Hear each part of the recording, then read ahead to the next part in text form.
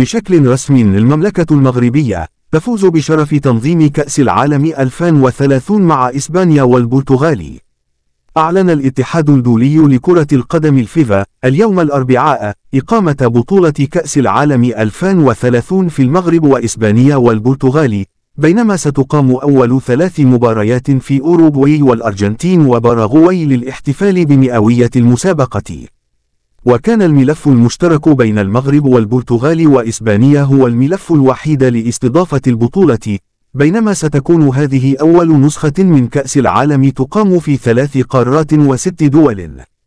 وذكر الاتحاد الدولي لكرة القدم في بيان: وافق مجلس الفيفا بالإجماع على الملف الوحيد والذي يجمع المغرب والبرتغال وإسبانيا لاستضافة البطولة في 2030، وتأهل الثلاثة بطريقة مباشرة إلى النهائيات باعتبارهم أصحاب الضيافة.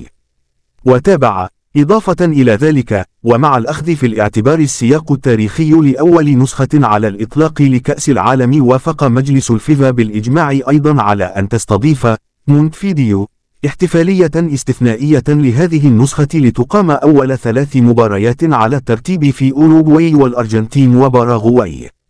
وكان الملك محمد السادس قد زف للشعب المغربي قبل قليل عبر بلاغ للديوان الملكي أن مجلس الاتحاد الدولي لكرة القدم قرر بالإجماع اعتماد ملف المغرب إسبانيا البرتغال كترشيح وحيد لاستضافة كأس العالم 2030 لكرة القدم. وأضاف البلاغ أن هذا القرار يمثل إشادة واعترافا بالمكانة الخاصة التي يحظى بها المغرب بين الأمم الكبرى.